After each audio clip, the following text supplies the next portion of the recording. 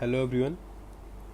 In earlier videos, we have completed the history, civics, geography whole of class 10th ICC board and some civics full and some part of geography of class 9th ICSC. Specifically in geography, we have completed the first two units. Now we are starting with the third unit of geography, that is tides and ocean current. Basically this chapter deals with hydrosphere. So in this chapter, first we'll talk about the generally what is hydrosphere, how does it affect, what are the factors related to that, and after that we'll talk about ocean and ocean current and tides separately. So it is a not a very long unit, it's a very small unit, but it is typical, ये typical है. And some part of this chapter is like कि आपको एक बार में समझने नहीं आएंगे तो वीडियो को पॉज करके दोबारा उसको पढ़ना पड़ेगा, उसको वीडियो को दोबारा देखना पड़ेगा. नोट्स अगर प्रॉपर नहीं बनेंगे तो इस चैप्टर की वीडियो देखने से कोई फ़ायदा नहीं है. तो थोड़ा समझने वाला चैप्टर है, 9th क्लास से सबसे टिपिकल यूनिट्स में से एक है. So starting with tides and ocean current, hydrosphere. What is hydrosphere? So actually अर्थ की 4 realms मानी जाती हैं, lithosphere, atmosphere, biosphere and hydrosphere. So anything on earth जो पानी से रिलेट करती है, जहाँ पर सॉलिड फॉर्म में या फिर गैस फॉर्म में, लिक्विड फॉर्म में पानी है, चाहे वो ज़मीन के नीचे हो, बहती हुई धाराएं ओशन में हो, सी में हो, रिवर्स में हो, स्ट्रीम्स में हो, बादलों में हो, जो रेन हो के नीचे आएगा, वो सारी चीज़ें हाइड्रोस्फीयर में आती हैं. ओके. सो जो अर्थ है उसमें लगभग 71% पानी है, इसलिए अर्थ को वाटरी प्लैनेट भी कहा जाता है. और 29% लैंड है जिस पे हम लोग रहते हैं, पूरा जीवन है हमारा. तो अर्थ जो है आपको ऑलरेडी पता है 2 स्फीयर्स में डिवाइडेड है. अगर मान लीजिए एक अर्थ आपको बना के दिखाते हैं,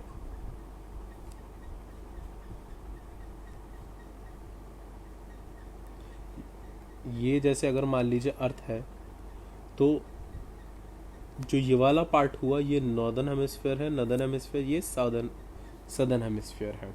ओके. ऊपर वाला पार्ट क्योंकि यहाँ पर नॉर्थ है, यहाँ साउथ है, तो इस वजह से ये नॉर्दर्न हेमिस्फीयर और ये सदर्न हेमिस्फीयर. सो नॉर्दर्न हेमिस्फीयर में क्या हिसाब है? नॉर्दर्न हेमिस्फीयर में लगभग पानी और जो लैंड है, ज़मीन है, वो लगभग इक्वल है. पर सदर्न हेमिस्फीयर में पानी लगभग 15 टाइम्स ज़्यादा है एज़ कम्पेयर टू लैंड. तो एक तो ये बात हो गई. इसके अलावा अर्थ पे एक एंटीपोडल अरेंजमेंट है. एंटीपोडल अरेंजमेंट का मतलब कि एक तरफ जितना पानी है तो दूसरी तरफ उतना ही या उससे ज़्यादा, लगभग मतलब एक अरेंजमेंट सेट है कि एक तरफ पानी होगा तो दूसरी तरफ आपके लैंड होगा. इसका एक एग्जाम्पल आपको यहाँ देखने के लिए भी मिल जाएगा. जैसे इस आपका ये एरिया आ गया सदर्न हेमिस्फीयर में, यहाँ पर आपका अंटार्कटिका का लैंड मास है, तो यहाँ पर पूरे में क्या है? पानी है. तो एक डिस्ट्रीब्यूशन हुआ है कि एक तरफ जैसे यहाँ अगर लैंड है तो ये पूरे में पानी है. तो ये चीज़ जो है वो इसे एंटीपोडल अरेंजमेंट कहते हैं. बेसिकली आप इस चीज़ को समझते हुए लेके चलिए, अंटार्कटिका लैंड मास को और यहाँ पर अंटार्कटिक ओशन को रिलेट करके चलिए. इसको एंटीपोडल अरेंजमेंट कहा जाता है. पानी में, ओशंस में एक बहुत बड़ी डाइवर्स वेब ऑफ लाइफ है. जितनी अर्थ पे लैंड पे नहीं है उससे कहीं ज़्यादा क्रीचर्स अलग अलग तरीके के जो हैं वो पानी में रहते हैं. ओशन के कई सारे फंक्शंस होते हैं जो कि इफ़ेक्ट करते हैं वेदर को और टेम्परेचर को. इसके बारे में बेसिकली हम पढ़ेंगे अभी. इसके अलावा जान लेते हैं कि ओशन, सीज़ और गल्फ में क्या फ़र्क होता है. तो ओशन देखिए, जो महासागर होता है हिंदी में, जैसे ये south Atlantic ocean, Indian ocean, ये ओशंस हैं. ठीक है. और कंट्री के आगे जो, जैसे ये अरेबियन सी है इंडिया के आगे, ये अंडमान सी है, एक बड़ी वाटर बॉडी जो कि किसी बाउंड्रीज से अटैच्ड है, उसे कहते हैं सी. और जो बहुत बड़ी वाटर बॉडी होती है वो ओशंस कहलाते हैं. ये ओशंस हैं. ठीक है. इसके अलावा गल्फ क्या होते हैं? गल्फ गल्फ के लिए यहाँ पर आप बहुत सारे आप देखेंगे, देखिए गल्फ और बे का भी आप फ़र्क देखिए। आप ये तक आपने सी और ओशन समझ लिया, अब बे ऑफ बंगाल जैसे यहाँ पर है, और गल्फ, अभी आपको गल्फ दिखाते हैं, जैसे गल्फ ऑफ मैक्सिको। तो बे जो है क्या होता है, बे बेसिकली यहाँ पर थोड़ा लेस वाटर रहता है, नीचे इसका डिफ्रेंशिएट भी दिया हुआ है ढंग से, पर ये फॉर एग्जांपल आपको दिखाने के लिए। देखिए बे में क्या है, वो हमेशा एक सर्कुलर सा मोशन बनाएगा, और उसके जो आगे की जगह होगी पानी की, वो काफ़ी ज़्यादा बड़ी होगी, यानी कि इसका जो फेस होगा, ये ओपनिंग इसकी काफ़ी बड़ी होगी, सर्कुलर होगा और ओपनिंग बड़ी होगी। और गल्फ में क्या होता है कि लैंड से है, जैसे बे चारों तरफ से, वो भी वैसे भी जैसे बे जो है वो लैंड से घिरा हुआ था, वैसे भी गल्फ भी घिरा होगा, बट जो इसकी ओपनिंग होगी कंपैरेटिवली छोटी होगी। ठीक है, इसके अलावा एक स्ट्रेट चीज़ भी आती है। स्ट्रेट का क्या मतलब होता है, स्ट्रेट का मतलब ये होता है, मान लीजिए ये दो लैंड मास हैं और इनके बीच में से अगर पानी की कोई वाटर बॉडी जा रही है तो उसे स्ट्रेट भी कहा जाता है। तो ये आपका ओशन, सी, गल्फ, बे और स्ट्रेट में ये डिफरेंसेस होते हैं।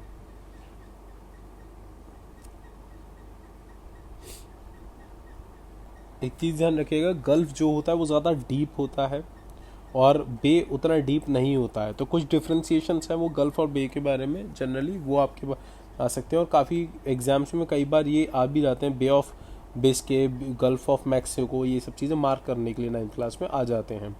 तो आपसे गल्फ, बे, ये सब चीज़ें पूछ ली जाएगी। आपके जो टेक्स्ट बुक होगा उसमें ये मैप काफ़ी अच्छी तरीके से दे भी रखा होगा, उसमें लगभग 15-20 गल्फ और बे और स्ट्रेट्स होंगे, वो आपसे एग्जाम में पूछे जाते हैं। इसके अलावा अब आ गया ocean current and their circulation. Ocean current क्या होता है और उसका सर्कुलेशन किस तरीके से होता है। ओशन करंट दो तरीके के होते हैं, एक हॉरिजॉन्टल और एक वर्टिकल।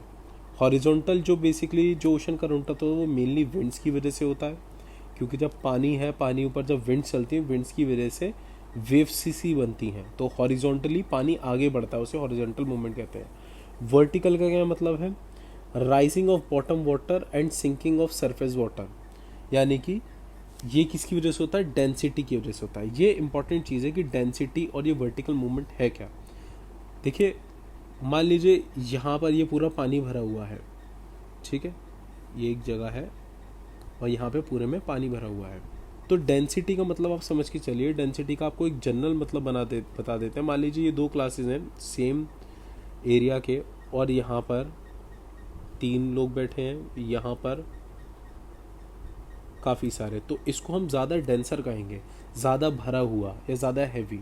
तो क्या होता है कि जो भी डेंसिटी का रिलेशन इस तरीके से है पानी में, कि पानी में डेंसिटी बढ़ती है, कब बढ़ती है, जब उसमें सैलिनिटी ज़्यादा होती है, यानी खारापन। सैलिनिटी मतलब उसमें सॉल्ट ज़्यादा होता है और खारापन ज़्यादा होता है, तो पानी जो होता है उसकी डेंसिटी बढ़ जाती है। तो डेंसिटी बढ़ने की वजह से जो पानी होता है वो नीचे बैठने लगेगा, और जिस पानी की डेंसिटी कम होगी वो ऊपर आने लगता है। तो इसी तरीके से जो डेंसर वाला है वो नीचे जाता है, और जिसकी डेंसिटी कम है वो ऊपर आता है। तो ये जो मूवमेंट हो रहा है ये अप डाउन मूवमेंट हो रहा है, इसलिए इसको वर्टिकल मूवमेंट कहते हैं। ठीक, इसके बारे में आपको एग्जाम में कैसे लिखेंगे आप ये भी देख लीजिए।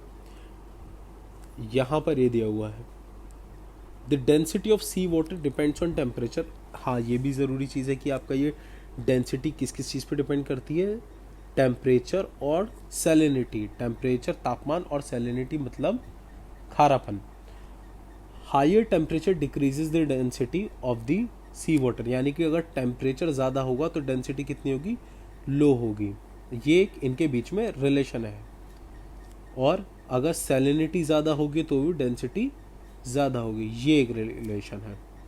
Higher temperature decrease the density of water while higher salinity increases the density of sea water. Water with higher salinity can actual float on top of water with lower salinity. तो इसमें क्या कहा जा रहा है कि जो पानी है अगर उसकी डेंसिटी हायर है तो वो नीचे की तरफ बैठ जाएगा, और जो पानी जिसकी डेंसिटी कम है, ये रेड से कम वाली दिखाई गई, वो ऊपर की तरफ बढ़ेगा। ठीक है, तो अगर पहले फिगर ये थी तो बाद में क्या हो जाएगा, ये लेस वाला ऊपर आ गया और मोर वाला जो ब्लू कलर से मोर डेंसिटी वाला है वो नीचे आ गया पानी। तो इसको वर्टिकल मूवमेंट हो रहा है ये।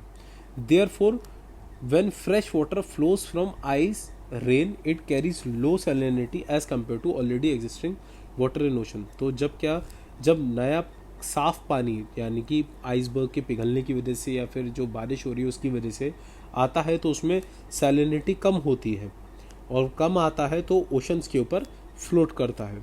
As a result the already existing higher salinity water flows upward, that is vertical movement. तो जो भी डेंसिटी जिसकी कम होगी वो ऊपर फ्लोट करेगा और जिसकी डेंसिटी हायर होगी वो नीचे बैठता रहेगा। लास्ट लाइन कट कर दी क्योंकि इसमें एक मिस्टेक थी। इसके अलावा ocean current helps in maintaining heat balance by transferring heat from lower to higher latitudes.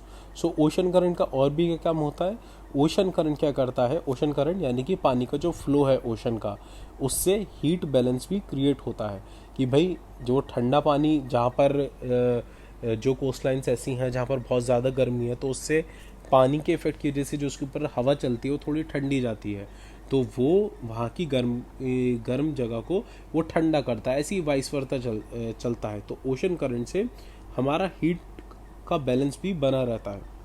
Ocean amounts to around 1/4 heat transfer. तो दुनिया में पूरे अर्थ पे 1/4 जो हीट ट्रांसफ़र जो सिस्टम बैलेंस बना रहा है वो ओशन बना रहा है। बाकी 3/4 में किसका रोल है, विंड का। ये आपका क्लाइमेट चैप्टर है क्लास 10th में, उसमें बहुत अच्छे से एक्सप्लेन है। Causes of ocean current. अब ओशन करंट जो ओशन में पानी का बहाव है यानी करंट जो है उसके रीजंस क्या क्या है।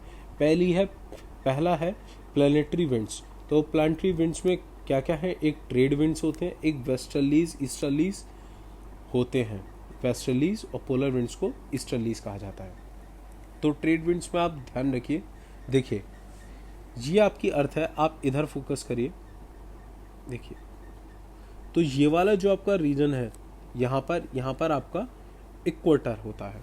ठीक, तो यहाँ पर क्या होता है, यहाँ पर लो प्रेशर क्रिएट रहता है। अब लो प्रेशर का मतलब क्या हुआ, लो प्रेशर का मतलब ये होगा कि देखिए यहाँ पर सन है, अगर तो सन से जो डायरेक्ट रेज जो हो सबसे ज़्यादा इक्वेटर पे जाती हैं। इक्वेटर पे डायरेक्ट रेज आने की वजह से यहाँ पर जो है गर्मी ज़्यादा हो जाती है। तो जहाँ पर भी टेम्परेचर ज़्यादा होता है यानी कि गर्मी ज़्यादा होती है वहाँ पर लो प्रेशर क्रिएट हो जाता है, और लो प्रेशर क्रिएट होने की वजह से वहाँ पर विंड्स जो होती हैं उसकी तरफ अट्रैक्ट होती हैं। क्योंकि आपने कई बार साइंस में पढ़ा होगा, चीज़ जो होती है high pressure to low pressure जो होती है मूव करती है।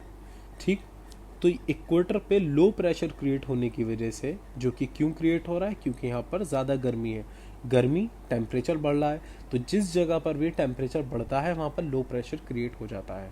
ठीक, और लो प्रेशर क्रिएट होता है तो हाई प्रेशर से जो भी विंड्स होती हैं वो वहाँ पर आती हैं। हाई प्रेशर कौन सी जगह हुई, देखिए यहाँ पर अगर टेम्परेचर ज़्यादा है तो यहाँ पर क्या होगा, टेम्परेचर कम होगा। ठीक, तो कहाँ पर टेम्परेचर कम होगा, अब ये बताइए नॉर्थ पोल है साउथ पोल है, तो इस तरफ टेम्परेचर कम होगा, जाहिर सी बात है। तो टेम्परेचर कम कहाँ होगा, इन जगहों पे। तो यहीं से ही विंड्स जो होती हैं वो इक्वेटर की तरफ फ्लो होना स्टार्ट हो जाती हैं। ठीक है, तो इक्वेटर में जब ये विंड्स फ्लो होना स्टार्ट होती हैं तो ये जो एरिया है यहाँ पर जो विंड्स फ्लो हो रही हैं उन्हें ट्रेड विंड्स कहा जाता है। ट्रेड विंड्स, इसका रीज़न क्या है, पुराने ज़माने में जब शिप्स से लोग ट्रेड करते थे तो इन्हीं हवाओं का सहारा लेके एक कंट्री से दूसरी कंट्री पे पहुंचा करते थे, तो इस वजह से इसका नाम ट्रेड विंड्स रखा गया। ठीक, अब ट्रेड विंड्स जो होती हैं यहाँ पर ट्रेड विंड्स रह रही हैं। अब ये वेस्टर्लीज क्या है, देखिए इनका जो डायरेक्शन है वो उसी तरफ मूव कर रही है, जिस तरफ से विंड मूव करती है उसी नाम से वो पुकारी जाती है। ठीक, अब वेस्टर्लीज क्या होती हैं, अब वेस्टर्लीज को समझने के लिए देखिए इसमें मार्किंग कर दी गई है, 0 डिग्री 30 डिग्री 60 डिग्री, ये नॉर्थ की साइड की है और यहाँ पर ये साउथ की साइड की है। तो आपसे पहले ये कहा गया था कि देखिए यहाँ पर लो प्रेशर क्रिएट होता है, इस वजह से यहाँ से विंड्स जो हैं वो ट्रैवल करती हैं इस तरफ। ठीक। अब आप कहेंगे सर बीच में तो कुछ जो विंड्स है इनका डायरेक्शन अलग दिया हुआ है, तो इनका डायरेक्शन अलग क्यों दिया हुआ है? देखिए इसका रीज़न क्या है। यहाँ पर तो ट्रेड विंड्स आपको समझा दिए अभी। जब ये ट्रेड विंड्स यहाँ जाती हैं तो ये जो 30 डिग्री का जो एरिया है यहाँ पर हाई प्रेशर क्रिएट हो जाता है। हाई प्रेशर क्रिएट होने की वजह से कंपैरेटिवली लो प्रेशर इनके इस तरफ लो प्रेशर होता है और यहाँ पर इस तरफ लो प्रेशर होता है। दूसरे कलर से मार्क करके दिखा देते हैं, रेड से। तो यहाँ पर ये वाला रीजन जो है और ये वाला रीजन जो है जहाँ पे हॉर्स लैटिट्यूड दिया हुआ है, यहाँ पर कंपैरेटिवली हाई प्रेशर क्रिएट हो जाता है। जब हाई प्रेशर क्रिएट हो जाता है तो लो प्रेशर किस तरफ हुआ? इस तरफ, और यहाँ पर इस तरफ। तो विंड्स जो है वो इस डायरेक्शन में और इस डायरेक्शन में मूव करना स्टार्ट कर देती हैं। ठीक। अब इसके अलावा फिर से कंपैरेटिवली यहाँ पर 60 डिग्री पर आने के बाद दोबारा लो प्रेशर क्रिएट हो जाता है। लो प्रेशर क्रिएट होने की वजह से फिर से पोलर से जो विंड चलती हैं वो इस तरफ चलती हैं, वो ऐसे करके चलती हैं। ठीक है। तो इसी वजह से जो हमारे विंड्स के डायरेक्शंस हैं वो अर्थ में अलग अलग जगह पे अलग अलग हैं। एक बार दोबारा मैं आपको बता देता हूँ। लो प्रेशर क्रिएट होने की वजह से इक्वेटर पे यहाँ पर हवाएं चलती हैं साउथ पोल की तरफ से और नॉर्थ पोल की तरफ से, और इसी वजह से जो 0 से 30 डिग्री का एरिया, इन वाली विंड्स को ट्रेड विंड्स कहा जाता है। ऊपर वाली को नॉर्थ ट्रेड विंड्स, नीचे साउथ ट्रेड विंड्स। जो बीच वाला जो एरिया है बिल्कुल जो इक्वेटर की लाइन वाला है, इसे हम डोल्ड्रम्स भी कहते हैं। इसके अलावा अब आपकी बात आई इन वाली विंड्स की। इन वाली विंड्स को कैसे डिफाइन करा गया है? देखिए यहाँ पर फिर से 30 डिग्री पर दोनों तरफ हाई प्रेशर क्रिएट हो जाता है कंपैरेटिवली 60 डिग्री से। 60 डिग्री यहाँ पर है तो फिर से विंड्स का जो मूवमेंट होता है वो ऐसे और यहाँ पर ऐसे हो जाता है। ठीक है। इसी वजह से इस वाले एरियाज को, क्योंकि वेस्ट की तरफ से जा रही है, देखिए ये वेस्ट वाला एरिया है, ये वेस्ट है, तो इस वजह से इनको वेस्टर्लीज कहा जाता है। अगेन फिर जब हम पोलर रीजन की बात करते हैं तो ऊपर फिर से हाई प्रेशर होता है और 60 डिग्री पर लो प्रेशर क्रिएट होता है। इस वजह से ऊपर से विंड्स ऐसे और ऐसे चलती हैं। ठीक है। इसी वजह से इनको ईस्टर्लीज कहा जाता है, क्योंकि ये ईस्टर्न तरफ से चल रही हैं। इनको हॉर्स लैटिट्यूड्स, यहाँ पे जो 30 डिग्री लिखा गया है, इनको हॉर्स लैटिट्यूड्स भी कहा जाता है। इसका रीज़न क्या है? क्योंकि ये एक ऐसी जगह है जहाँ पर लगभग हवा बिल्कुल नील हो जाती है, क्योंकि एक तरफ की हवा जो चली जाती है वो इस तरफ चली गई, दूसरी तरफ की इधर चली गई। तो ये वाला जो एरिया रहा, यहाँ पर हवा बिल्कुल बंद हो जाती है। तो पुराने ज़माने में जब शिप्स इस एरिया में चला करते थे तो जो अपने हॉर्स होते थे वो उन्हें शिप से नीचे गिरा दिया करते थे, जिससे कि वजन जो है वो शिप का कम हो जाए और शिप आगे बढ़ पाए। इस वजह से इसको हॉर्स लैटिट्यूड्स भी कहा जाता है। तो ये था आपका ट्रेड विंड्स का। अब आ जाते हैं कोरियोलिस इफेक्ट। कोरियोलिस इफेक्ट क्या होता है? बहुत इजी सी चीज़ है। देखिए कोरियोलिस इफेक्ट ये कहता है कि ये जैसे इक्वेटर है, अगर आप इक्वेटर पे खड़े हुए हैं और इक्वेटर से आपको इस जगह पर कोई चीज़ भेजनी है, ठीक, मान लीजिए एक प्लेन को जाना है बेसिकली, तो प्लेन जब यहाँ से उड़ेगा तो सीधा सीधा यहाँ पे पहुँचेगा या नहीं पहुँचेगा? वो सीधा सीधा नहीं पहुँचेगा। क्यों नहीं पहुँचेगा? क्योंकि जब तक वो यहाँ से लेके यहाँ तक ट्रैवल करेगा तब तक अर्थ रोटेट हो चुकी होगी। अर्थ रोटेट किस तरफ होती है? वो इस तरफ होती है। ठीक। तो वो ये जगह इसकी जगह पर इस जगह हो सकती है, पहुँच जाएगी तब तक। ऐसे ही साउथ में होता है। अगर आप साउथ को फेस करें इस पॉइंट से, यहाँ पर आपको कोई चीज़ भेजनी है, तो जब तक अर्थ रोटेट होगी तब तक वो क्या चीज़ आ जाएगी? वो इस पॉइंट पर आ जाएगी। तो ऐसे ही नॉर्थ में जो चीज़ें होती हैं वो डिफ्लेक्ट किस तरफ होती हैं? वो होती हैं राइट की तरफ। और साउथ में किस तरफ डिफ्लेक्ट होती हैं? होती हैं लेफ्ट की तरफ डिफ्लेक्ट। तो यही कोरियोलिस इफेक्ट है। तो अगर किसी विंड को मान लीजिए वो इक्वेटर के पास से अगर चलना था और वो इस वाले लो प्रेशर से, यहाँ पर कोई लो प्रेशर था, उससे अट्रैक्ट होकर चल रही थी, तो वो क्या सीधे सीधे जाएगी? नहीं, वो सीधे सीधे इस वजह से नहीं जाएगी, क्योंकि जब ये जो लो प्रेशर था वो घूम के इस तरफ बढ़ चुका होगा, तो इसका जो विंड का जाने का रास्ता होगा वो ऐसे जाने की जगह वो कैसा हो जाएगा, ऐसा हो जाएगा। ठीक है, तो ये डिफ्लेक्शंस है। तो कोरियोलिस इफेक्ट का कहने का मतलब ये है कि अगर कोई सी भी चीज़ मूव करती है इक्वेटर से टुवर्ड्स नॉर्थ, तो वो अपनी एक्चुअल पोजीशन से राइट की तरफ डिफ्लेक्ट होकर जाएगी, और साउथ की तरफ अगर फेसिंग है तो साउथ में सीधे जाने की जगह वो लेफ्ट की तरफ डिफ्लेक्ट होकर वो जाएगी, क्योंकि अर्थ रोटेट हो रही इस वजह से। ये कोरियोलिस इफेक्ट है। इसी कोरियोलिस इफेक्ट की वजह से विंड्स, ओशन इस तरीके से वर्क करते हैं कि हमारा जितना भी पूरा मॉनसून है, हमारे ओशन करंट है, वो इस पर डिपेंड रहती हैं। अब आ जाता हमारा intervening continents and basin topography often block continuous flow and help to deflect the moving water into circular pattern called gyre. Gyre या फिर जायड्स, इसे सर्किल इसका वैसे मतलब होता है। तो मतलब क्या है, मान लीजिए अगर इस जगह की हम बात करें तो यहाँ पर जो पानी फ्लो कर रहा है, अगर वो पानी फ्लो कर रहा है तो जाहिर सी बात है इसकी कोस्टलाइन से टकराएगा, तो कहीं ना कहीं डाइवर्ट होता है। डाइवर्ट होकर मान लीजिए वो यहाँ जाने लगा, अब इस वाली कोस्टलाइन से भी टकराएगा, फिर वो ऐसे करके मूव करने लगेगा। तो एक कई जगहों पर ओशंस में एक सर्कुलर पाथ बन जाता है कि पानी जो है इस तरीके से गोल गोल घूमता रहता है, तो इसे क्या कहते हैं, जायड्स कहते हैं। इस तरीके से वर्ल्ड में कई सारे जायड्स हैं अलग अलग ओशंस में। Variation in sea water temperature, ऊपर हमने ये प्लानिटरी विंड्स के बारे में पढ़ लिया है, प्लानिटरी विंड्स का क्या फ़र्क पड़ता है। अब हम बात करते हैं variation in sea water temperature. Temperature different in deep and surface water. Temperature जो होता है हमारे डीप में, पानी के निचले हिस्से में, जाहिर सी बात है तापमान कैसा होगा, ठंडा होगा, टेम्परेचर कम होगा, और सरफेस वाटर पे कैसा होगा, ज़्यादा होगा।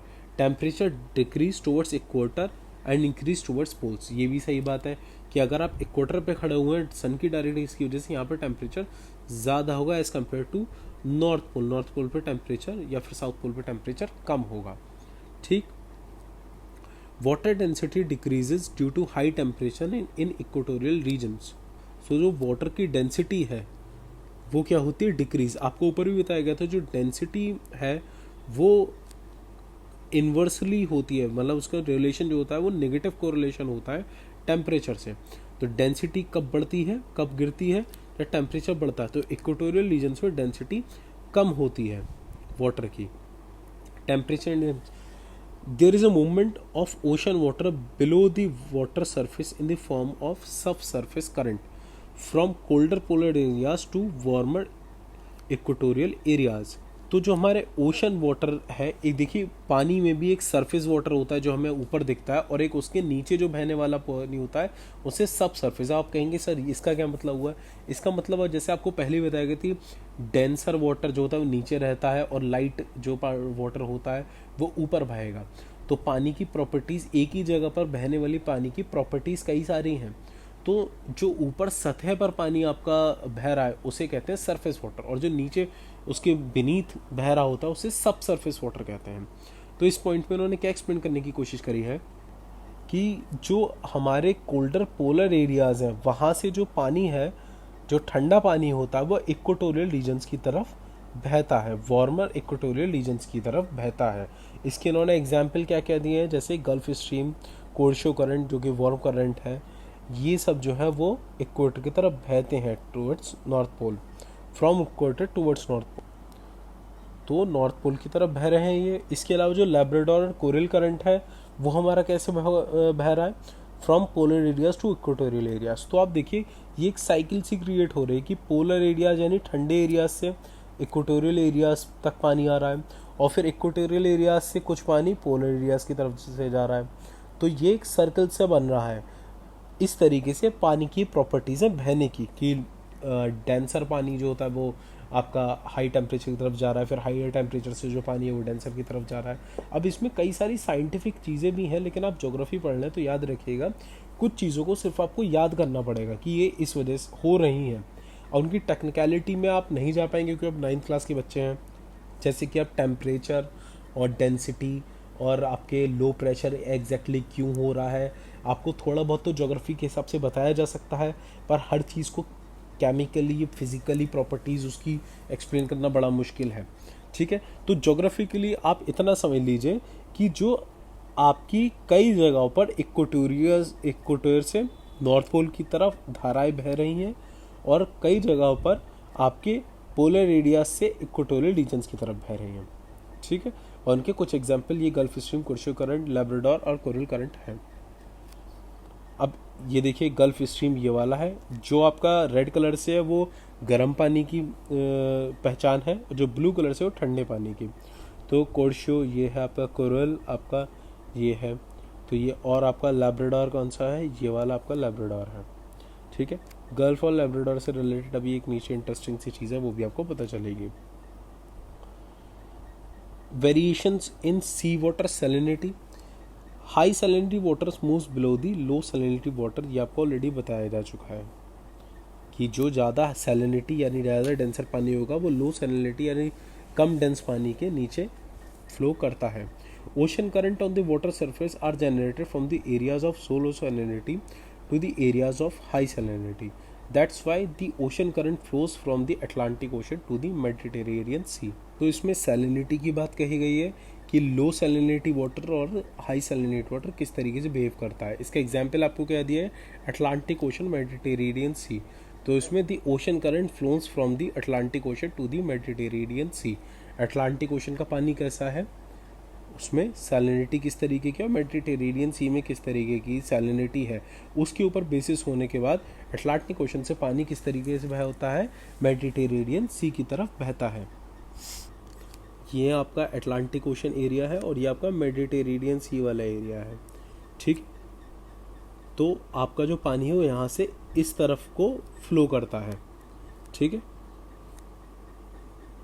अब यहाँ पर जाहिर सी बात है, ये ठंडा पानी होता है तो इसकी डेंसिटी ज़्यादा होगी।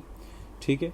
और यहाँ पर जो है वो गर्म पानी है, गर्म पानी क्योंकि इक्वेटर के ज़्यादा करीब है तो इस वजह से इसकी जो टेम्परेचर ज़्यादा नहीं होती, इसकी डेंसिटी थोड़ी कम होगी। तो मेडिटेरेनियन सी की सैलिनिटी ज़्यादा है और अटलांटिक ओशन की सैलिनिटी कम है। तो कम सैलिनिटी वाला जो पानी है वो ज़्यादा सैलिनिटी वाले पानी की तरफ बहता है। इसके अलावा रोटेशन ऑफ द अर्थ, जो कोरियोलिस इफेक्ट की वजह से आपको ऊपर बताया गया था, जैसे विंड वर्क करती हैं वैसे ही ओशन करंट वर्क करता है। Configuration of the coast line से भी आपको बताया गया है कि कोस्ट लाइन से, कोस्ट लाइन की वजह से पानी को, जो इस वाली फिगर में आपको बताया गया था, पानी को डाइवर्ट होने वाला पड़ता है, ये कोस्ट लाइन की वजह से होता है। करंट्स ऑफ अटलांटिक ओशन, अब अटलांटिक ओशन में कौन कौन से करंट्स हैं इसके बारे में बात कर लेते हैं। The north equatorial current is the significant Pacific and Atlantic ocean current that flows east to west between about 10 degree north and 20 degree north.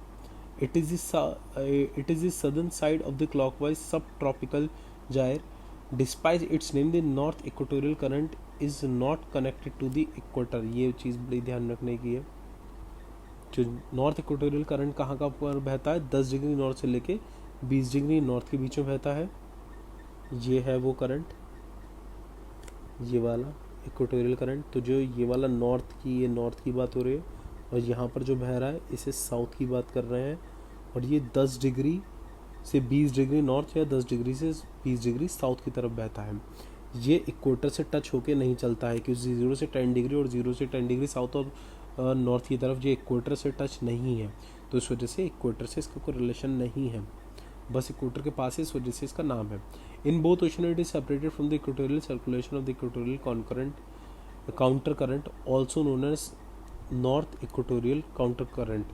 तो जो इक्वेटर के पास जो पानी बह रहा है ये तो आपका नॉर्थ और साउथ इक्वेटोरियल करंट हो गया, और ये जो 10 डिग्री वाला जो पानी रहा इसे काउंटर करंट कहते हैं। तो इक्वेटर से के बराबर में जो पानी बह रहा है उसे नॉर्थ काउंटर करंट कहा जाएगा, इक्वेटोरियल काउंटर करंट, और साउथ इक्वेटोरियल काउंटर करंट कहा जाता है, उससे ये सेपरेट होता है। इसके अलावा द गल्फ स्ट्रीम करंट आ गया, इसकी जो ओरिजिन है वो मैक्सिको से है, जो आपको सबसे ऊपर अभी पहले दिखाई भी गया था, gulf of Mexico.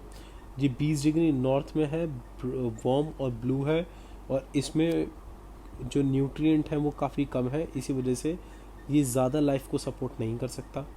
Reaches western coast of Europe, और यूरोप की वेस्टर्न कोस्ट तक ये जाता है 70 डिग्री नॉर्थ की तरफ, और ये मिलता कहाँ पर है, कन्वर्जेंस इसका होता है वार्म करंट का विद लैब्राडोर कोल्ड करंट से, इसका कन्वर्जेंस हो जाता है near Newfoundland, result in heavy fog. अब इसके पीछे बड़ी इंटरेस्टिंग सी एक चीज़ है, वो आपको ही बता देते हैं।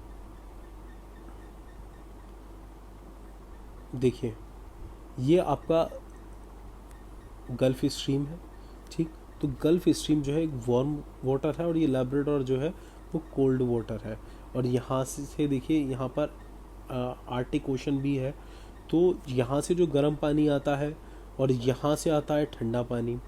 तो ये जो स्पॉट है, लगभग ये जो स्पॉट बनाई गई है, ये जगह है न्यू फाउंडलैंड, ठीक। यहाँ पर जो है ये दोनों पानी ठंडा और गर्म मिलते हैं। तो ठंडा गर्म पानी मिलने की वजह से क्या होता है, यहाँ पर जो फ़िश के लिए काफ़ी रहने की काफ़ी अच्छी जगह बन चुकी है ये, क्योंकि वहाँ पर उसके अवेलेबल न्यूट्रिएंट्स है। जू प्लैंक्टॉन्स यहाँ पर बहुत ज़्यादा होते हैं जो जिसे फ़िश का खाना है वो। और दूसरी चीज़, गर्म और ठंडे पानी के मिलने की वजह से यहाँ पर बहुत ज़्यादा फॉग जनरेट होता है। अब फॉग जनरेट होने की वजह से क्या हुआ था, 1912 में टाइटैनिक इसी जगह से निकल रहा था, न्यू फाउंडलैंड के पास से, जहाँ पर हद से ज़्यादा फॉग था। और आर्कटिक ओशन से बहती बहती एक आइसबर्ग भी यहाँ पर आ गई थी, जिससे टकरा के टाइटैनिक डूबी थी, जिसमें लगभग 2000 पैसेंजर थे और लगभग 1500 पैसेंजर्स की मौत हो गई थी। तो ये वही जगह है जहाँ इसकी वजह से टाइटैनिक ट्रेजेडी हुई थी। Currents of the Pacific ocean के कौन कौन से करंट हैं? बेसिकली पैसिफिक ओशन में क्लॉकवाइज जो नदर्न हेमिस्फीयर है वहाँ पे क्लॉकवाइज यानी की तरह घूमता है पानी, और एंटी क्लॉकवाइज घूमता है आपके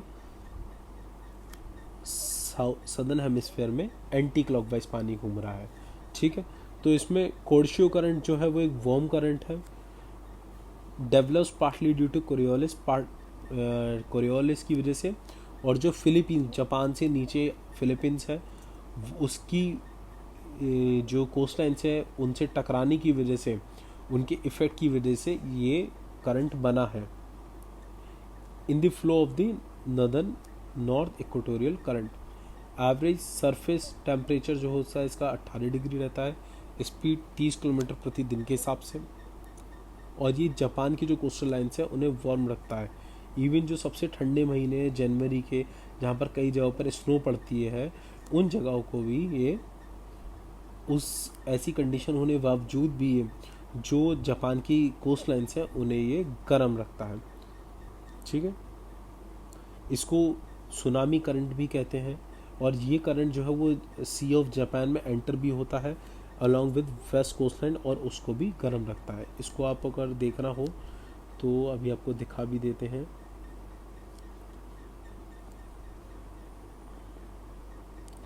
ये था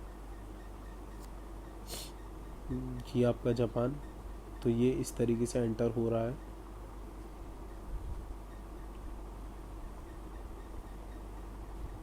ठीक।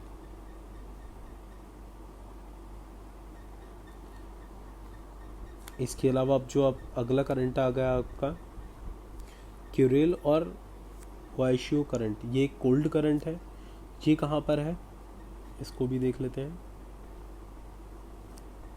ये है वो current,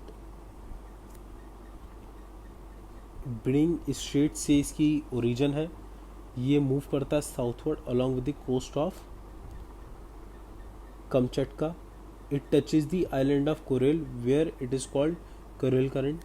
it carries cold water and icebergs from the Arctic Ocean to the coast of Kuril, Russia and Hokkaido, Japan. तो ये रशिया के पास से स्टार्ट होता है, इसी वजह से आर्टिक ओशन से आता है, तो आइसबर्ग्स भी साथ में लेकर आता है, एक ठंडा करंट है। तो ये आपका करंट के बारे में हो गया। Effects of ocean current on climate and society क्या है, इम्पॉर्टेंट है ये क्यों, क्योंकि टेम्परेचर के डिस्ट्रीब्यूशन के लिए। Warm water flows at higher latitude, transfer heat to the air, cools, move back to low latitude, absorbs heat again and the cycle repeats. तो वार्म वाटर हाई लैटिट्यूड से जाता है, जो वहाँ की हीट है उसे ट्रांसफ़र करता है एयर में, और फिर वहाँ पे कूल होता है, फिर वापस अपनी जगह पे आता है, और ये साइकिल हमेशा चलती रहती है। इस वजह से ये टेम्परेचर को काफ़ी हद तक सर्कुलेट करता है। The ocean current mitigate reduce करता है the air temperature and helps in the regulation of air routes, और एयर रूट के रेगुलेशंस में हेल्प करता है ये। इसके अलावा mixing of the cold and warm water current provides ideal temperature, ये चीज़ आपको बताई गई थी जू प्लैंक्टॉन्स वाली और आपकी टाइटैनिक वाली, ये ऊपर आपको बता दी गई है। इसके अलावा जो साइक्लोनिक स्ट्रीम्स वगैरह होते हैं उनके रूट्स को ये इफेक्ट करता है, और इसके अलावा और भी बहुत सारी चीज़ें हैं जहाँ पर ये फ़र्क डालता है, उसमें से कुछ आपको बता दी गई हैं। अब बात आती है टाइड्स की। टाइड्स क्या होते हैं? कभी भी आप हरिद्वार गए हो, गंगा किनारे बैठे हो, या फिर आप किसी बीच पे गए हो, कोई सी भी ऐसी जगह जहाँ पर सी है, तो वहाँ पर आपने कई बार सुना होगा कि रात में पानी चढ़ जाता है, ज़्यादा हो जाता है, कम हो जाता है, इतने इतने बजे पानी की लहरें बढ़ती हैं। तो वो मतलब क्या है? पानी जो है वो कम ज़्यादा जो होता है उस जगह पर, उसे ही बेसिकली टाइड्स कहते हैं। So tides are the rise and fall of sea level caused by the combined effect of gravitational force exerted by the sun and moon and the rotation of earth। तो sun moon की जो gravitational force है और अर्थ के rotation की वजह से जो पानी में उतार चढ़ाव हो रहा है उसे टाइड्स कहा जाता है। इसकी कॉजेज़ क्या है? Gravitational force. अब ग्रेविटेशनल फोर्स आप मान के चलिए ये अर्थ है, तो अर्थ देखिए, अर्थ तो जो उसका लैंड है वो तो सॉलिड है, लेकिन जो फ्लूइड है यानी हवा और पानी जो है, इसे खींचता है। कौन खींचता है? मून खींचता है, क्योंकि मून की ग्रेविटी जो है वो पुल करती है, या फिर सन की ग्रेविटी उसे पुल करती है, उसकी वजह से ये टाइड्स बनते हैं। इन्फ्लुएंस ऑफ मून के बारे में किस तरीके से इन्फ्लुएंस होता है? High and low tides are caused by the moon की वजह से हाई एंड लो टाइड्स होते हैं। The moon's gravitational pull generate something called the tidal force. तो जो ये ग्रेविटेशनल पुलिंग फोर्स है जो पानी को खींच रही है अपनी तरफ, उसे टाइडल फोर्स कहा जाता है। Tidal force causes earth and its water to bulge out on the side closest to the moon and the sun farthest from the moon. Side farthest from the moon, these bulge of water are high tides. तो अभी आपको Tide समझ में आ गया, gravitational force समझ में आ गया, और आपको ये समझ में आ गया टाइडल फोर्स क्या होती है। अब ये वाली जो लास्ट लाइन बताइए, इसका जो एक्सप्लेनेशन है वो नेक्स्ट पेज पर है। देखिए, इससे आप समझ सकते हैं। देखिए, टाइड्स जो होते हैं वो दो तरीके के होते हैं बेसिकली। एक होता है स्प्रिंग टाइड या हाई टाइड, और दूसरा होता है नीप टाइड या फिर लो टाइड। तो स्प्रिंग टाइड कब हो रहा है? जब अर्थ, मून और सन एक ही लाइन में है, तो क्या हो रहा है कि जो ग्रेविटी है, पुल करने की ग्रेविटी फोर्स है, टाइडल फोर्स, वो बहुत ज़्यादा है। बहुत ज़्यादा होने की वजह से अर्थ से जो टाइड्स हैं ये बड़े बड़े बनते हैं। ठीक, ये बड़े बड़े टाइड्स बनते हैं, इसलिए इनको स्प्रिंग टाइड या फिर हाई टाइड कहा जाता है। अब इस जगह पर ये बड़े बनते हैं और इस जगह पर बिल्कुल ये फ्लैट से हो जाता है पानी, क्योंकि खिंचाव जो है पानी का यहाँ से आएगा। ठीक, तो ऊपर की तरफ है फ्लैट हो जाता है, और ऊपर की तरफ फ्लैट और साइडों से इस तरीके से हो जाता है, तो ये हाई टाइड्स बन जाते हैं। ठीक, अब ये न्यू मून और फुल मून का क्या सिस्टम है? न्यू मून उसे कहते हैं जिस दिन आपको चांद दिखता नहीं है, और फुल मून किसे कहते हैं? जब आपको चांद पूरा दिखता है। ठीक, तो दो कंडीशन हो सकती है, या तो सूरज आपका न्यू मून में होगा तो इस तरफ के टाइड्स बनते हैं, फुल मून होता है तो चांद इधर होता है, तो इस तरीके से टाइड्स बनते हैं। इसे ल्यूनर टाइड कहा जाता है, जब ये वाले टाइड्स को ल्यूनर टाइड कहा जाता है, और इन वाले टाइड्स को सोलर टाइड कहा जाता है। इनमें वैसे आप ज़्यादा मत जाइए तो ज़्यादा बेटर है। न्यू मून और फुल मून समझिए। अब नीप टाइड क्या है? नीप टाइड ये होता है जब, अब क्या है, अब जो सन और मून और अर्थ जो है वो एक सिंगल स्ट्रेट लाइन में नहीं है। ठीक, मून उनकी दूसरी तरफ है, ये थर्ड क्वार्टर मून है। थर्ड क्वार्टर में 3/4 मून हमें जिस फेज से दिखता है, और यहाँ पर 1/4। देखिए, मून में के 4 फेजेस हैं, एक हमें बिल्कुल नहीं दिखता जो ये वाला था न्यू मून, एक हमें पूरा चांद दिखता है, एक हमें 3/4 चांद दिखता है, एक हमें 1/4 चांद दिखता है। तो ये हमने बिल्कुल नहीं देखने वाला और फुल मून वाला देख लिया, अब ये 3/4 या 1/4 वाला देख लेते हैं। तो जब ये वाले टाइड्स होते हैं तो देखिए सन बहुत दूर है, बहुत दूर होने के बाद भी इसकी फोर्स लग रही है, तो मून की फोर्स भले ही पास होने की वजह से ज़्यादा जो होती है ग्रेविटेशनल पुल ज़्यादा होता है, उसकी टाइडल फोर्स ज़्यादा होती है, इस वजह से मून जिस तरफ होता है उस तरफ हाई टाइड्स बनते हैं as compare to sun side से। ठीक है, सन दूर होने की वजह से उसकी ग्रेविटेशनल पुल इतना ज़्यादा नहीं हो पाता, लेकिन फिर भी वो टाइड्स बनाता है। ठीक, तो अब क्या है, अब जब हमारा 3/4 की तरफ या फिर 1/4 की तरफ मून है, तो हमारे टाइड्स जो है वो इस एरिया में बन रहे हैं। पहले हमारे कहाँ बन रहे थे, इस एरिया में बन रहे थे, यहाँ पर, और अब कहाँ बन रहे हैं हमारे, इस एरिया में बन रहे हैं। ठीक है, समझ में आ गई बात। तो देखिए, अब आप खुद सोचिए, जब दोनों की फोर्स साथ में होगी तो टाइड बड़े बनेंगे या नहीं, या फिर दोनों की फोर्स जब अलग अलग होगी तब टाइड बड़े बनेंगे। जब दोनों की फोर्स यानी मून और सन की फोर्स साथ में होगी तब हाई टाइड्स बनते हैं, उसी को स्प्रिंग टाइड कहते हैं। और जब दोनों की फोर्स अलग अलग लगे, मून यहाँ से लगा रहा है फोर्स, सन यहाँ से लगा रहा है, तो फोर्स तो टाइड कैसे बनेंगे, लो टाइड्स बनेंगे, इसलिए उसे नीप टाइड कहा जाता है। इसके अलावा एक लाइन और भी है, ये the rotation of the earth results in every meridian coming into the position of 2 height sides and 2 low tides nearly 24 hours. तो देखिए, ये आपकी अर्थ है, जो वर्टिकल होती हैं अर्थ पे उसे मेरिडियन कहा जाता है।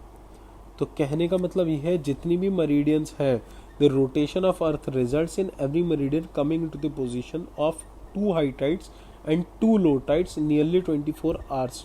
तो मान लीजिए एक मेरिडियन हमारी ये वाली है, रेड कलर से ही बना के दिखाते हैं, मान लीजिए ये है, और यहाँ पर हाई टाइड बन रहा है या लो टाइड, जो भी टाइड बन रहा है।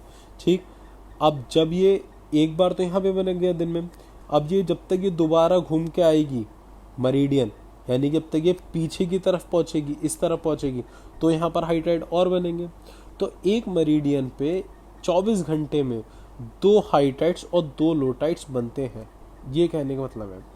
Since moon travels in its orbit in the same direction as the earth is rotating, it takes place about 24 hours and 52 minutes और 1 lunar day to sequence of 2 high tides and low tides। तो हमारा जो 24 घंटे के अलावा भी नहीं, 24 घंटे 52 मिनट में सब कुछ होता है। क्यों? क्योंकि अर्थ के डायरेक्शन में ही मून घूम रहा है, और घूमते घूमते उसका जो एक ल्यूनर डे है, ल्यूनर डे कितने टाइम का होता है, 24 घंटे 52 मिनट।